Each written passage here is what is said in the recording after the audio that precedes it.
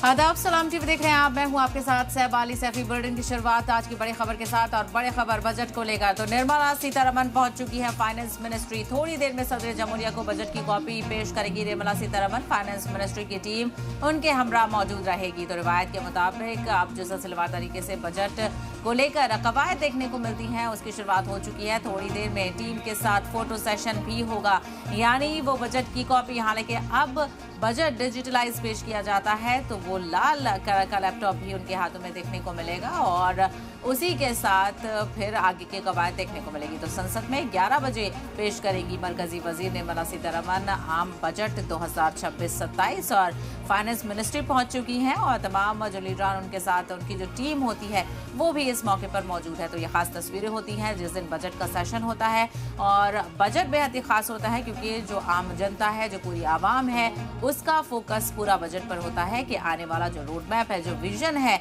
Budget का, वो कैसा होगा, किस तरीके की उम्मीदें जाहिर की जाती हैं और आकलन भी किया जाता है कि पिछली बार के मुताबिक इस बार किन चीजों में बदलाव की उम्मीद है। तो बहरहाल तस्वीर आपके सामने है जहां पर मरकजी वजीर खजाना निर्मला सीतारमण फाइनेंस मिनिस्ट्री पहुंच चुकी है। थोड़ी देर में सदर जमहूरिया को बजट की कॉपी भी पेश करेगी, यानी रिवायत के मुताबिक सबसे पहले सदर जमहूरिया द्रौपदी मुर्मू को इस बार की कॉपी पेश की जाएगी और फिर उनके साथ फाइनेंस मिनिस्ट्री की टीम भी मौके पर मौजूद है और कुछ भी रिचुअल्स होते हैं जैसे खास हलवा भी इस मौके पर बनाया जाता है जिसकी शुरुआत यहाँ पर देखने को मिलती है। तो कुछ अलग अलग तस्वीरें जो हम आपको साझा करते रहेंगे। सलाम टीवी पर भी लगातार कवरेज जारी रहेगी और बजट में क्या कुछ मिला, कैसा मिला, क्या होना चाहिए था, इसको लेकर भी आकलन जारी रहेगा। तो संसद में 11 बजे आम बजट पेश करेंगी मरकजी वजीर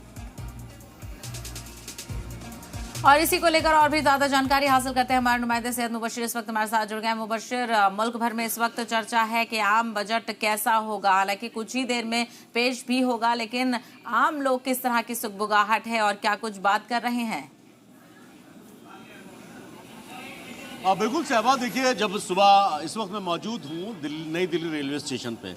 हालांकि सुबह जो लोग ट्रैवल करके आते हैं उनके चेहरे का हाव भाव आपको बता सकता है कि वो किस स्ट्रेस में और किस तरीके से ट्रैवल करके आए हैं। जब उनसे बात करने की कोशिश की गई तो उनको साफ तौर पर था कि सुविधाओं के नाम पर जो पैसे रेलवे लेती है उसमें और बढ़ोतरी करनी चाहिए, यानी उनको इजाफा करना चाहिए जो पैसे लेते हैं। किराए को कम करना चाहिए। सीनियर सिटीजन नाराज नजर आए कि बहुत सारी दिक्कतें इस वक्त हैं। तो ये तो बात हुई रेलवे की।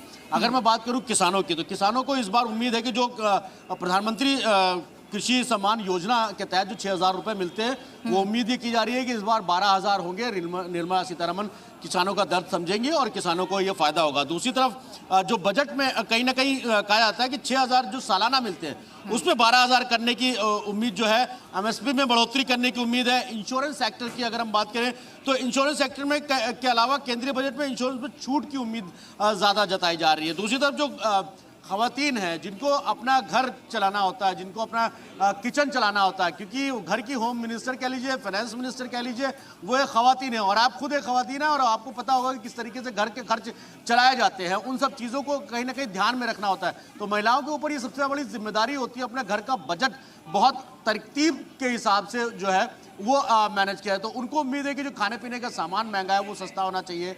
बहुत सारी चीज़ें ऐसी हैं जिन पर छूट मिलनी चाहिए। कुछ महिलाएं भी हैं, एक बार कोशिश करते हैं उनसे बात करें। मैम, आज बजट है, आप लोगों को लगता है कि क्या क्या चीज़ें सस्ती होनी चाहिए और क्या लग रहा है, क्या उम्मीद है? घरेलू सामान। घरेलू सामान और क्या क्या चीज़ें आपको लगता है कि वो होनी चाहिए? सारी चीज़ें सस्ती होनी चाहिए। सारी चीज़ें जितनी भी घरेलू हैं, मेडिकल है, मेडिकल फैसिलिटीज़ है, ये भी थोड़ी सी मेडिसिन ये महंगी आती हैं। इलेक्ट्रॉनिक सामान है, ये भी महंगा है। फेयर भी ये भी बहुत काफ़ी महंगा पड़ जाता है। तो सारा बजट ही सारा गृहिणियों के ऊपर ही पड़ जाता है। आपको उम्मीद है कि इस बजट में कुछ फायदा मिलेगा आम जनता को? में भी हो सकता है। उम्मीद है। उम्मीद देखिए, ये उम्मीद है और उम्मीद पर ही दुनिया कायम है। इसीलिए कहा जाता है ना कि उम्मीद मत छोड़िए। हालांकि उम्मीद इस बात की भी है कि महिलाओं को सबसे ज़्यादा राहत मिलेगी। उम्मीद इस बात की है कि जो डेली वेजेस वाले जो वर्कर हैं उनको थोड़ा कहीं ना कहीं राहत मिलेगी, किसानों को राहत मिलेगी, इलेक्ट्रॉनिक आइटम्स सस्ते होंगे। दूसरी तरफ जो इंश्योरेंस सेक्टर है उसमें थोड़ी सी राहत मिलेगी। तो बहुत सारी चीजें ऐसी हैं जिसकी उम्मीद आम जनता लगा रही है। बिल्कुल, उम्मीद तो जनता हमेशा लगाए रहती है और कई चीजों में मायूसी भी देखने को मिलती है और कई चीजों में खासा एक उम्मीद भी नजर आती है।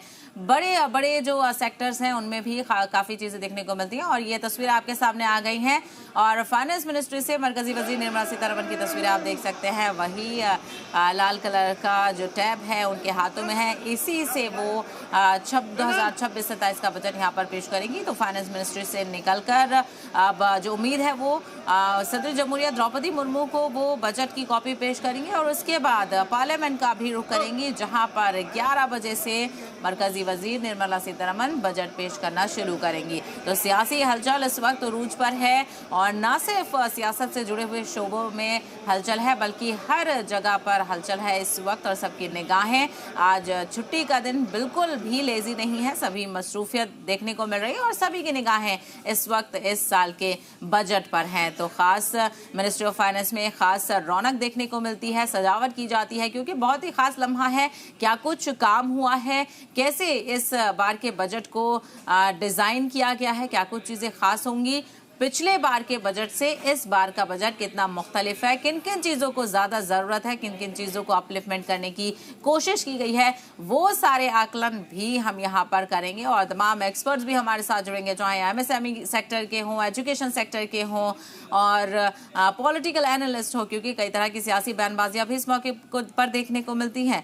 तो आप ये तस्वीरें देख रहे हैं फाइनेंस मिनिस्ट्री के तमाम जो लोग हैं और फाइनेंस मिनिस्टर निर्मला सीतारमन के साथ ये वो बजट की कॉपी है, इसी टैब से वो अपना बजट पेश करेंगी। तो बेहद खास है आज का दिन और सभी की निगाहें इस पर होती हैं क्योंकि इसी से जो विजन है आने वाले पूरे सालों का कि जब तक अगला बजट आए उससे पहले का जो रोड मैप होगा, जो विजन होगा वो किस तरह का होगा, किन किन सेक्टर्स में बढ़ोतरी की गई है, किन किन सेक्टर पर खास फोकस रहेगा, क्योंकि जो मुल्क है, जो आज़म मुल्क का दोहराया जाता है कि वो उसे तरक्की की राह पर लेकर जाना है और किस तरह से जो खुद मुख्तार बनाना है, ये भी एक अज़्म है कि कैसे हम अपने ही जगह पर और अपनी ही चीज़ों को बढ़ावा दे, ये यहाँ पर फोकस हो जाता है। तो बराबरी का मौका कैसे दिया जाएगा, नौकरी पेशा और कारोबारियों को टैक्स में राहत मिलती है या नहीं, क्योंकि पिछली बार के मुताबिक अगर देखा जाए तो एक राहत भी मिली थी और बहुत ज़्यादा नुकसान भी नहीं हुआ था, तो कुछ ऐसा फ़ायदा भी नहीं हुआ था। लेकिन इस बार उम्मीद है कि कुछ ऐसी रियासतें हैं जहाँ पर चुनाव भी होने वाले हैं, उनको लेते